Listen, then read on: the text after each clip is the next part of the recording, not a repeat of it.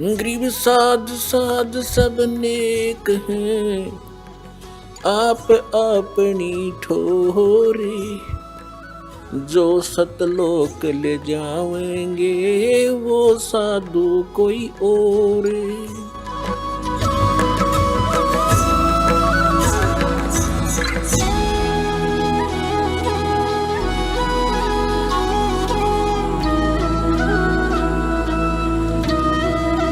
आइए पढ़ें अपने ही सदग्रंथों को, जिनको हम डेली रटा करते, हम पढ़ा करते, समझा नहीं करते। हमने मान रखा था इसके पढ़ने मात्र से ही मोक्ष होगा। नहीं, श्रीमद् भगवद गीता में जो लिखा है वैसे करने से मोक्ष होगा, ना कि केवल पढ़ने मात्र से। पढ़ने से ज्ञान होता है, वो ज्ञान भी ना हुआ। हमने पढ़ते पढ़ते कितने दिन बीत गए थे, वर्ष बीत गए थे। गुरु बिन का हुन पाया ज्ञाना, जो थोथा बुस छड़े मूड किसाना। गुरु बिन वेद पढ़े जो प्राणी, समझन सार रहे अज्ञानी। तो हम इन पढ़ा भी करते इन सदग्रंथों को, लेकिन ज्ञान नहीं था। आज हम पढ़ेंगे इस पवित्र सदग्रंथों को परमात्मा की तत्व ज्ञान की रोशनी में। हम एक एक अक्षर समझ जाएंगे। आइएगा, अब 7वां अध्याय पढ़ते हैं। देखिएगा, श्रीमद् भगवत गीता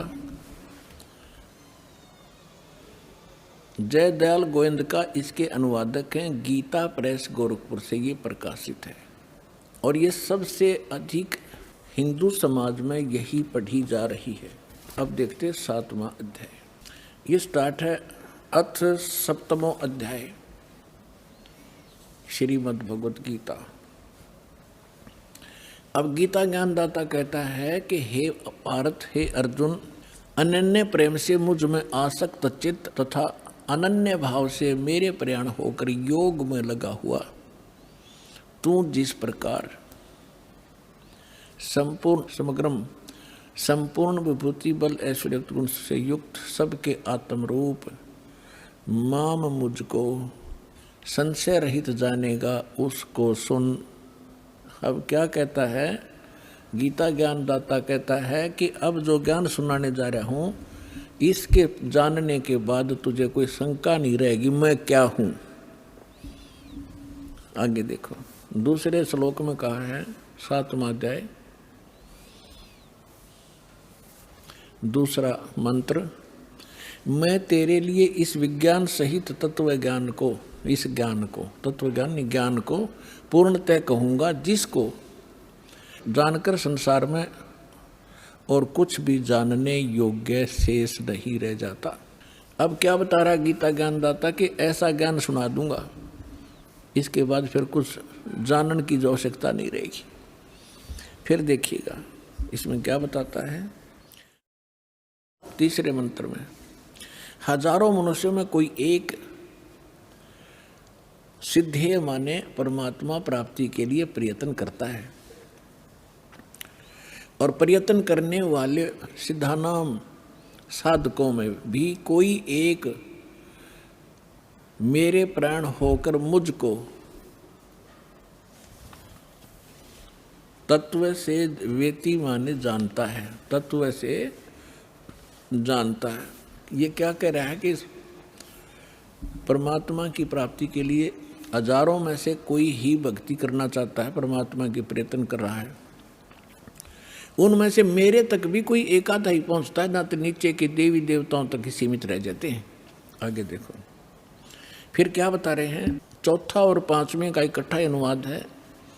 पृथ्वी जल अग्नि वायु और आकाश मन बुद्धि और अहंकार, इस प्रकार यह है 8 प्रकार से विभाजित मेरी प्रकृति है। यह 8 प्रकार से भेद वाली तो अपरा मेरी जड़ प्रकृति है, और हे महाभाव इससे दूसरी जिससे ये संपूर्ण जगत धारण किया जाता है, मेरी जीव रूपा चेतन प्रकृति जान।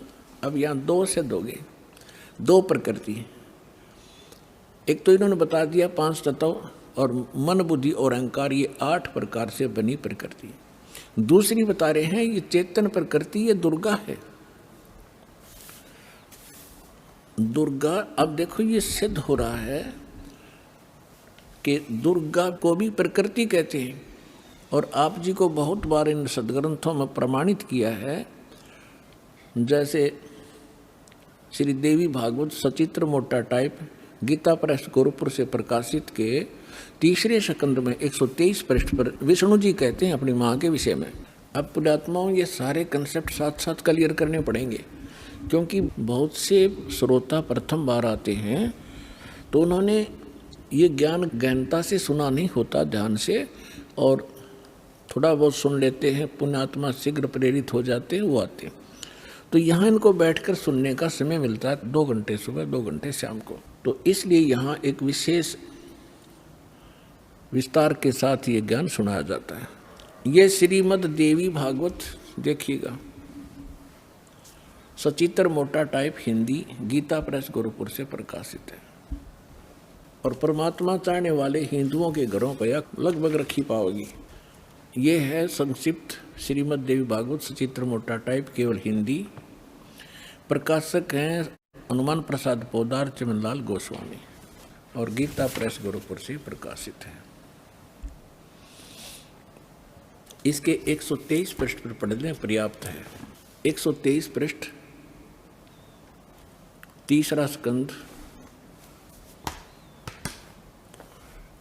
संक्षिप्त देवी भागवत। तुम शुद्ध स्वरूपा हो, यह सारा संसार तुम ही से उद्भासित हो रहा है। मैं ब्रह्मा और शंकर हम सभी तुम्हारी कृपा से विद्यमान हैं।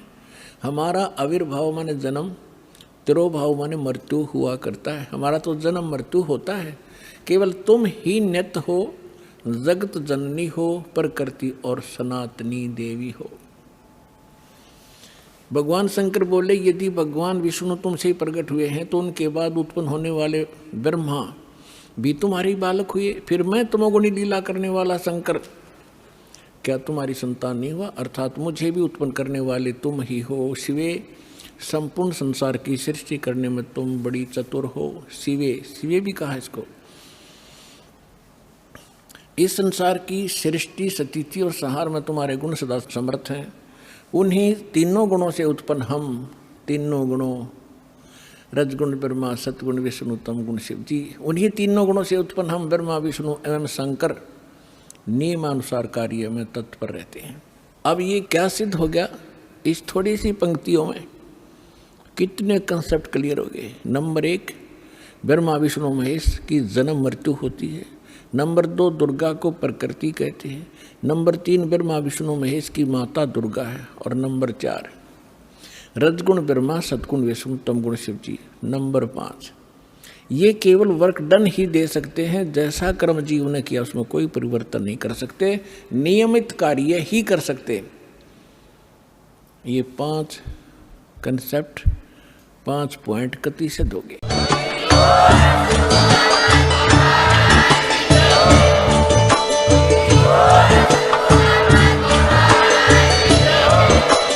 आप सुन रहे थे जगत गुरु तत्वदर्शी संत रामपाल जी महाराज जी के मंगल प्रवचन। अधिक जानकारी के लिए विजिट कीजिए हमारी वेबसाइट www.jagatgururampalji.org। संत रामपाल जी महाराज जी के शुभ आशीर्वाद से पूरे विश्व भर में 500 से भी ज्यादा नाम दीक्षा केंद्र हैं, जिन पर संत रामपाल जी महाराज जी द्वारा ऑनलाइन निःशुल्क नाम दीक्षा दी जा रही है। अपने नजदीकी नाम दीक्षा केंद्र का पता करने के लिए संपर्क करें 8222880541।